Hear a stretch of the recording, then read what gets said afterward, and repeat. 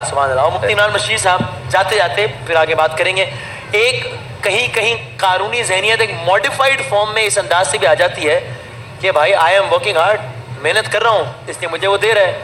اس کو نہیں دیا ہے اس کا مطلب ہے کہ نہیں جان مار رہا ہوگا، نہیں محنت کر رہا ہوگا، کام چور قائل ہے، یہ ذمہ دار ہے، کر لے محنت اسے بھی مل جائے گا. تو یہ اس پہ کیا کہیں گے؟ بسم اللہ الرحمن الرحیم نحمد و نصلی علی رسول الکریم. دیکھیے یہ ایمان کی کمزوری کی بنیاد پہ ایسی انسان باتیں کرتا ہے. قرآن کی صریح آیت ہے قل اللہم مالک الملک تؤتی الملک من تشاء وتنزع الملک ممن تشاء.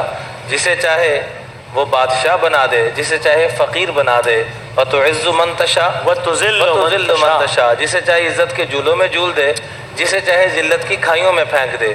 جب انسان یہ سمجھتا ہے کہ یہ میری بنیاد پہ ہے تو وہاں تباہی اور بربادی شروع ہو جاتی ہے، جس کو شیر خدا فاتح خیبر حضرت علی المرتضیٰ یوں فرماتے ہیں کہ لوگ 4 بنیادوں پر زندگی گزار رہے ہیں اور چاروں تباہی کی طرف لے کے جا رہے ہیں. وہ کیا؟ من اعتمد علی مالہ فقد قل. جو مال کے بلبوتے پہ زندگی بسر کر رہے ہیں ان کے مال سے برکتیں ختم ہو جائیں گی. آج دیکھ لیں کہ جتنے بھی مالدار ہیں مال میں برکت نہیں ہے، سکون نہیں ہے.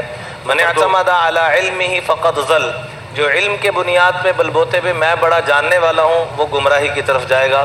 من اعتمد علی سلطانہ فقد ضل. جو اپنے سلطنت، سٹیٹس، عہدہ، تعلقات وہ ذلیل ہوگا، اور جو اپنے عقل کے بلبوتے پہ چلے گا تباہ ہوگا. اور ان چاروں کے مقابلے میں فرمایا جو اللہ پہ بھروسہ کر کے کہ وہی دینے والا ہے وہ دنیا آخرت میں کامیاب و کامیاب. جزاک اللہ. اس پر انشاءاللہ مزید بھی بات کریں گے. ابھی ایک چھوٹا سا وقفہ لیتے ہیں. اور آپ نے دیکھا مجھے کنٹرول روم سے بتایا گیا کہ بھائی صاحب اس وقت فریم میں آپ وسیم بدامی صاحب وہ واحد آدمی ہیں جو کھائے جا رہے ہیں، باقی سے ویسے ہی بیٹھے ہیں. تو وضاحت ضروری ہے، یہ علماء حضرات کھا کر آتے ہیں